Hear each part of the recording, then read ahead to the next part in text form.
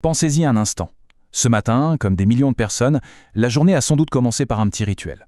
Le bruit de l'eau qui chauffe, l'odeur du café, c'est un geste simple, presque banal, mais qui cache une histoire absolument incroyable, pleine de hasards, d'intrigues et de véritables révolutions. Pour vous donner une idée, chaque jour, plus de 2 milliards de tasses de café sont consommées dans le monde. C'est un chiffre vertigineux. Ça montre à quel point cette boisson fait partie de notre quotidien. En ce moment même, des milliers de personnes tiennent une tasse chaude pour trouver un peu de réconfort, un coup de fouet ou juste un moment de calme. Alors, la vraie question, c'est celle-là. Comment une petite baie rouge, trouvée par hasard sur une colline en Éthiopie, a-t-elle pu devenir la deuxième marchandise la plus échangée au monde, juste derrière le pétrole? C'est ce voyage complètement fou qu'on va faire ensemble. Allez, on remonte le temps. Notre histoire, elle commence sur les hauts plateaux de l'Éthiopie il y a plus de 1000 ans. Et tout part d'un simple berger, de ses chèvres un peu trop excitées et d'une découverte qui, sans le savoir, allait changer la face du monde. Essayez d'imaginer un monde sans ce coup de boost du matin. Avant le café, le rythme de vie était beaucoup plus lent. Les journées commençaient doucement et souvent on buvait de la bière ou du vin, même au petit déjeuner. Ça détendait, c'est sûr, mais ça laissait les esprits un peu embrumés. Il n'y avait rien pour vraiment aiguiser la pensée. Et c'est là qu'un certain Kaldi entre en scène. Un jour, ce chevrier remarque un truc bizarre. Ces chèvres sont pleines d'énergie, elles sautent partout, elles dansent. Il est intrigué, il observe, et il comprend qu'elles mangent les baies rouges d'un arbuste qu'il ne connaît pas. Poussé par la curiosité, Kaldi goûte lui aussi les baies. Et là, il ressent une vitalité incroyable. Tout content de sa découverte, il court en parler à un monastère voisin. Sauf que la réaction du moine n'est pas du tout celle qu'il attendait. Il a peur. Pour lui, cet effet étrange, c'est forcément l'œuvre du diable. Et dans un geste de rejet, il jette les baies directement dans le feu. Et c'est là que tout bascule, c'est l'heureux accident. En brûlant, les grains se mettent à dégager un parfum riche, puissant, envoûtant, un arôme que personne n'avait jamais senti. Intrigués par cette odeur, les moines sortent les grains du feu, les écrasent et les mélangent avec de l'eau chaude. Et cette nuit-là, ils découvrent que cette boisson un peu amère les aide à rester éveillés pour leur longue prière. La toute première tasse de café venait de naître, non pas par génie, mais par pure coïncidence. Bon, la découverte est faite, mais ce n'est que le début. C'est dans le monde arabe que le café va vraiment prendre son envol et passer d'un secret de moine à un véritable phénomène de société. Au XVe siècle, le café traverse la mer Rouge et arrive au Yémen. Et là, les moines soufis vont le sublimer. Ils vont perfectionner l'art de la torréfaction, comprendre que la chaleur libère des saveurs plus complexes, une énergie plus pure. C'était un vrai savoir-faire, un art guidé par l'odeur et le son des grains qui crépitent. C'était leur aide précieuse pour les longues nuits de prière. Le nom qu'il lui donne veut tout dire, kahwa. C'est un mot arabe qu'on peut traduire par « ce qui donne de la force » ou « ce qui chasse le sommeil ». Ce nom, il capture l'essence même du café, une source d'énergie pour l'esprit. Très vite, le café sort des monastères pour investir la rue. Au XVIe siècle, à la Mecque, ouvrent les tout premiers cafés. C'étaient des endroits où l'on venait pour parler politique, poésie, jouer aux échecs, conclure des affaires.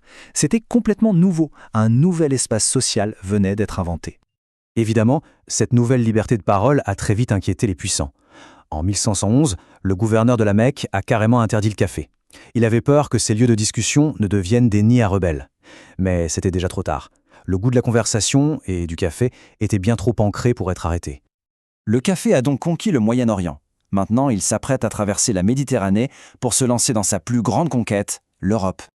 Quand il arrive en Europe, le café est accueilli avec une énorme méfiance. Certains religieux l'appellent même la boisson de Satan à cause de ses origines. Le vrai tournant, c'est quand le pape Clément VIII décide de le goûter lui-même. Sa réaction va tout changer. Il la trouve délicieuse et, en la bénissant, il ouvre la porte à son acceptation dans tout le monde chrétien. Et l'impact sur la vie de tous les jours est radical. D'un côté, il avait des matins d'avant, un peu lents, un peu brumeux à cause de l'alcool. De l'autre, les matins d'après, où grâce à la caféine, les esprits deviennent plus clairs, plus vifs. Pour la première fois de l'histoire, la société avait un stimulant qui aidait à la concentration. C'est simple, le monde était en train de se réveiller. Les cafés européens deviennent vite des centres intellectuels bouillonnants. On les surnommait les universités à un penny. Pourquoi ? Parce que pour le prix d'une tasse, n'importe qui pouvait venir écouter les plus grands penseurs de l'époque. C'est dans l'ambiance de ces cafés que sont nées des institutions comme la Bourse de Londres, mais aussi des idées qui ont nourri les Lumières et plus tard déclenché des révolutions. Le café a donc séduit les cœurs et les esprits en Europe, mais son voyage était encore loin d'être fini. Il était temps pour cette petite graine de devenir un produit vraiment mondial. Les grandes puissances européennes voulaient bien sûr leur part du gâteau. Les Hollandais ont été les premiers à réussir à sortir des plants en douce du Yémen. Et puis à cette histoire folle de Gabriel de Clieu, un officier de la marine française, en 1723, il transporte un seul et unique plant de café de Paris jusqu'à la Martinique. Pendant la traversée, il va jusqu'à partager sa propre ration d'eau avec la plante pour la maintenir en vie.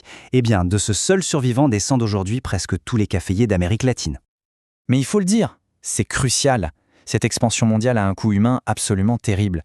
L'explosion des plantations de café, surtout au Brésil et dans les Caraïbes, a été construite sur le travail forcé des esclaves et l'exploitation d'agriculteurs pauvres. C'est l'histoire amère qui se cache derrière notre tasse, et il ne faut pas l'oublier. Au XXe siècle, de nouvelles inventions vont encore changer notre rapport au café. D'abord, la machine à espresso en Italie, qui crée une culture du café plus rapide, plus intense. Et puis plus tard, le café instantané, qui le rend accessible à tout le monde, partout, tout le temps. C'est là qu'il devient vraiment un produit de consommation de masse. Et voilà comment, d'une petite colline en Éthiopie, le café est devenu un pont entre les continents. Il relie le fermier qui récolte les baies sous le soleil des tropiques et l'employé de bureau dans une grande ville à l'autre bout du monde. C'est une sorte de langage universel qu'on comprend dans une simple tasse et qu'on partage chaque matin. Alors après ce long voyage à travers les siècles, la question se pose, au-delà de la boisson, de la caféine, qu'est-ce qu'il y a vraiment dans une tasse de café ?